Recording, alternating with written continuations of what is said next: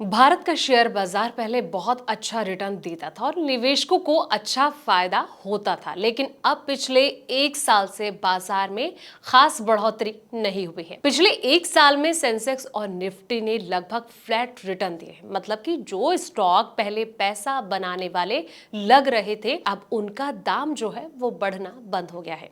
इससे निवेशक जो है थोड़े निराश हो गए हैं। चलिए जानते हैं इसके पीछे की आखिर वजह क्या है। नमस्कार, मैं हूं आपके साथ संध्या बिस्ट और आप देख रहे हैं द इकोनॉमिक टाइम्स हिंदी। अपने पोर्टफोलियो को मजबूत बनाने का आपके पास बेहतर मौका है, जहां हम अपनी यूट्यूब ऑडियंस के लिए स्पेशल ऑफर लेकर आए हैं। इसमें आपको एटी हिंदी प्राइम के साथ 5% एक्स्ट्रा का बम्पर लाभ दिया जा रहा है। एटी हिंदी प्राइम के जरिए आपको एनालिस्ट की रिकमेंडेशन, बिजनेस और पॉलिसी की वो खबरें जो जरूरी हैं, डेली न्यूज़लेटर जिसमें कि आप बना सकते हैं अपना एज। इसका लाभ पाने के लिए वीडियो में डिस्क्रिप्शन में दिए हुए लिंक पर जाकर सारी जानकारी हासिल कर सकते हैं। बता दें कि म्यूचुअल फंड्स में लोग रोजाना पैसा डाल रहे हैं, जिससे कि बाजार पूरी तरह नीचे नहीं गिर रहा, लेकिन विदेशी निवेशक और बड़ी कंपनियों के मालिक अपने शेयर बेच रहे हैं। इसलिए बाजार कहीं अटका हुआ है, ना ऊपर जा रहा और ना नीचे गिर रहा। इसे ऐसे समझिए कि जैसे बाजार थोड़ा आराम कर रहा हो। पिछले एक साल में शेयर बाजार में बहुत कम बढ़त, निफ्टी सिर्फ 145 अंक बढ़ा है, यानी कि लगभग कुछ भी नहीं। मिड कैप शेयर की अगर बात करें तो ये 1.5% की गिरावट इसमें देखने को मिली, और स्मॉल कैप जिन्हें की छोटे निवेशक ज्यादा पसंद करते हैं, उनमें 6% की गिरावट आई है।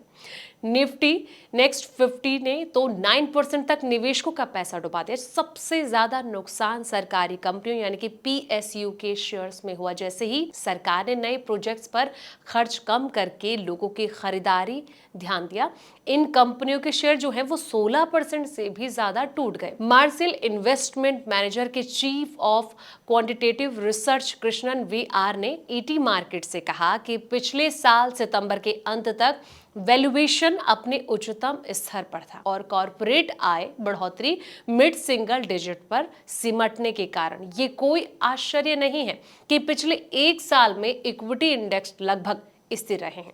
आज भी अधिकांश प्रमुख सेक्टर या तो फुल असेसमेंट लेवल पर हैं या फिर उसके करीब हैं, जो कि ये भी कहते हैं कि जो सेक्टर आम लोगों की जरूरतों से जुड़े हैं, जैसे कि एफएमसीजी हो गया, उन्हें सरकार के टैक्स और रेट में कटौती का फायदा मिल सकता है। लेकिन दूसरी तरफ सरकार का जो खर्च है वो कम हो रहा है और निर्यात पर टैरिफ बढ़ने से नुकसान भी हो रहा है। ऊपर से प्राइवेट कंपनियां अभी ज्यादा निवेश नहीं कर रही हैं। बैंक और फिक्स डिपॉजिट जैसे कि निवेश में तो आपको तय रिटर्न मिल जाता है, लेकिन शेयर मार्केट ऐसा नहीं होता है। यहाँ फायदा और नुकसान दोनों समय के साथ बदलते रहते हैं। एक समय अच्छा रिटर्न मिलता है तो कभी कभार जो होता है कि कुछ समय के लिए कम या फिर कोई रिटर्न जो है वो नहीं मिलता है।